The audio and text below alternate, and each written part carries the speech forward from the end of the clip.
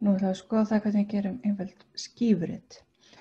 Og nú erum við sem að bara nota hérna krosstöfluna sem við vorum búin að búa til kringum spurninguna ertu ánægð með störf forseta? Þannig að við veljum hérna bara krosstöflu sem sýnir tíðni, afritum hana, búum við til nýtt blað og setjum krosstöfluna þar inn og skýrum blaðið skífurit.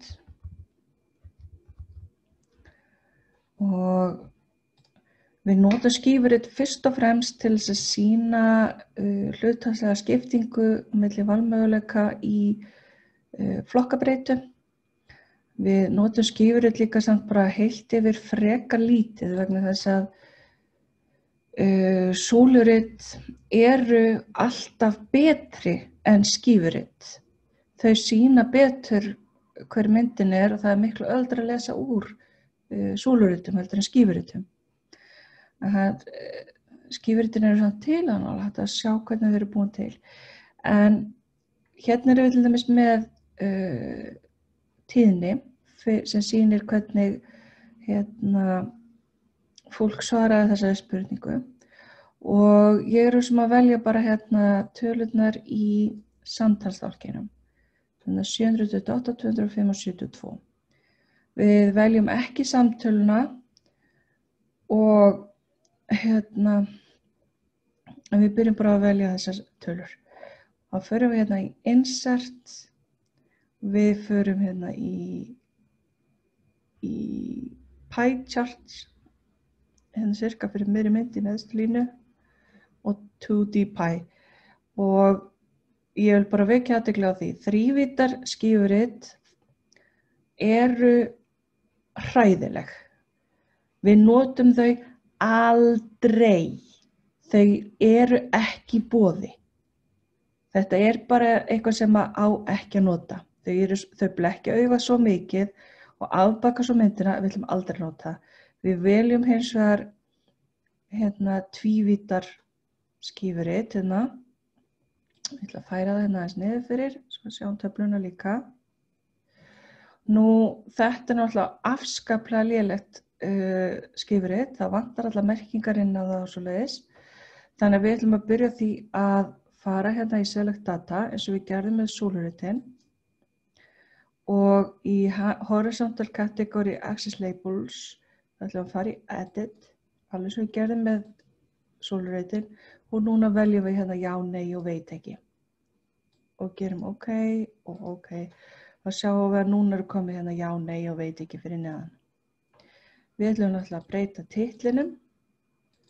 Eins og alltaf viljum við hafa hann lýsandi og segja ert þú ánægður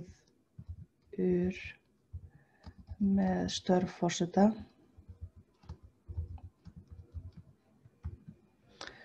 Og síðan það væri nú gott að hafa aðeins meiri upplýsingar inn á.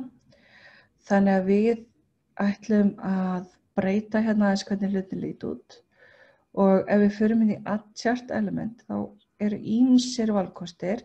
Við getum til dæmis valið það að setja data labels og mér finnst nokkuð gott ef við setjum annarkvort inside end, outside end, einhvers staðar þannig að við sjáum tölurnar. Til dæmis ef við setjum outside end, það minnkar svolítið skífan en þá eru komið tölur fyrir utan. Ég vil líka hafa legend, það er ágætt að hafa það kannski frekar bara til hliðar. Frekar fyrir neðan þá fáum við aðeins meira pláss fyrir skífuritið sjálft. Og svo getum við líka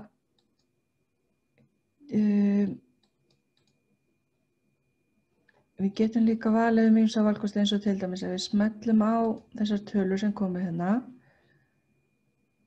728, 205 og 72 þá getum við núna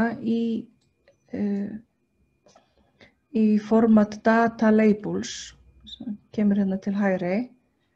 Ef það er ekki uppi hjá okkur, þá getur hægri smellt og valið Format Data Labels.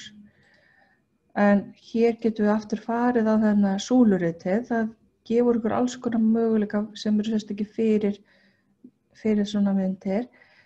Og í Label Options þá getum við valið hvað stendur hérna. Og við getum til dæmis valið að setja category name. Þá stendur hvaða valkostur þetta var hérna við hverja skífu, við hverja sneið.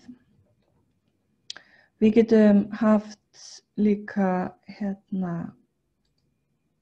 litin sem kassa hérna. Og ef þetta er orðið svona mikið þá getum við sleppt þessu með þessum lykli hérna til hliðar. Við getum haft prósentuna með ef við viljum, jafnvel í staðinn fyrir gildið. Þannig að hér eru alls konar möguleika sem við höfum. En ég myndi vilja gjarnan bara hafa gildið og taka prósentur út. En þetta er eitthvað sem við getum leikið okkur með, en við höfum samt í huga að það er betra að nota súlurit, frekar en skífurit.